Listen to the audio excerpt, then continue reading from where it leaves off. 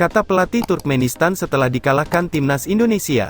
Pelatih Turkmenistan Mergen Orazov memberikan pendapatnya setelah dikalahkan timnas Indonesia di FIFA Matchday. Turkmenistan dikalahkan timnas Indonesia dengan skor 0-2 di Stadion Gelora Bung Tomo, Surabaya, Jumat tanggal 8 September tahun 2023, malam WIB.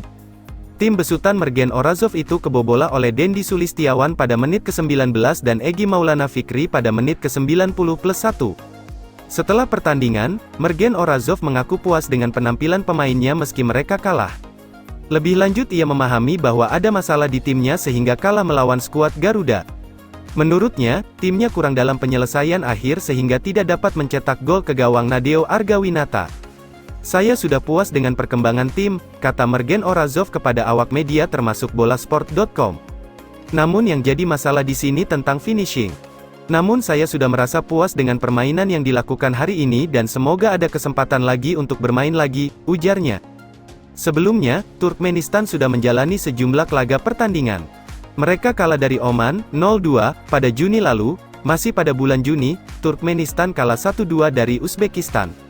Mereka juga melawan Tajikistan dan hasilnya imbang 1-1.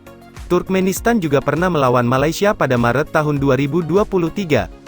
Hasilnya mereka kalah dengan skor 0-1 dari tim besutan Kim Pan-gon itu. Sementara itu di kubu timnas Indonesia, pelatih Sintayong mengungkapkan taktiknya sehingga timnas Indonesia bisa menang melawan Turkmenistan. Pemain ini belum lengkap ya karena ada di U23, kata Sintayong. Jadi pertandingan ini kita menggunakan 3 back ya.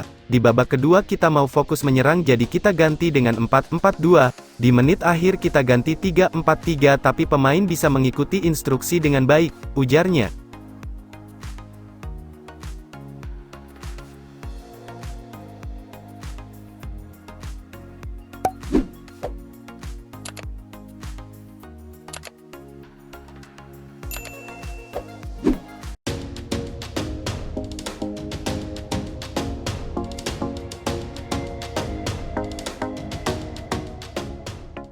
Erick Thohir blak-blakan soal naturalisasi JIZ, untuk stok bek timnas Indonesia di atas 30 tahun.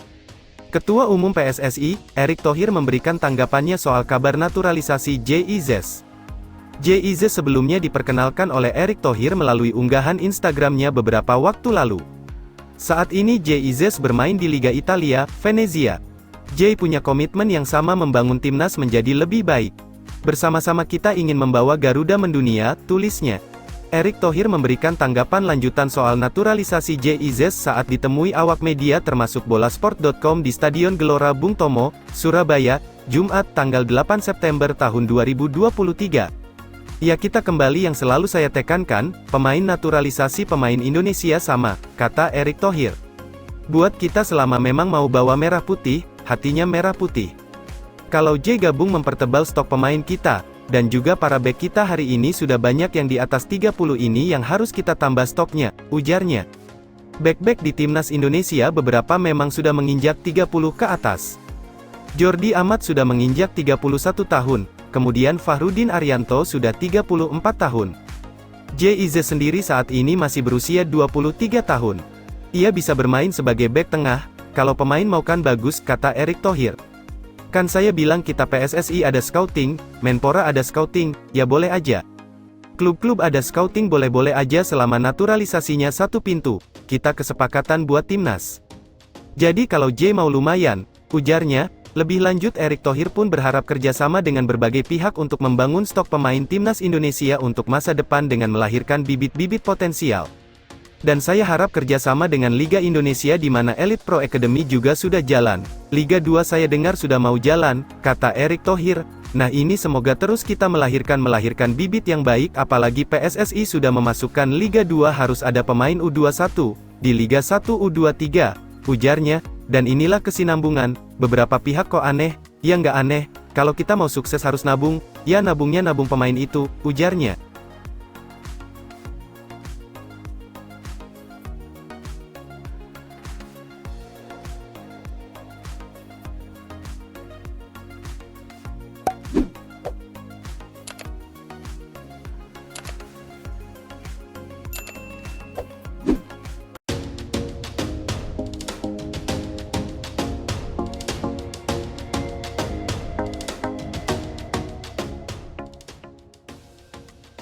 Usai debut di timnas Indonesia, Sandy Walsh, Oktober, insya Allah main lagi lawan Brunei.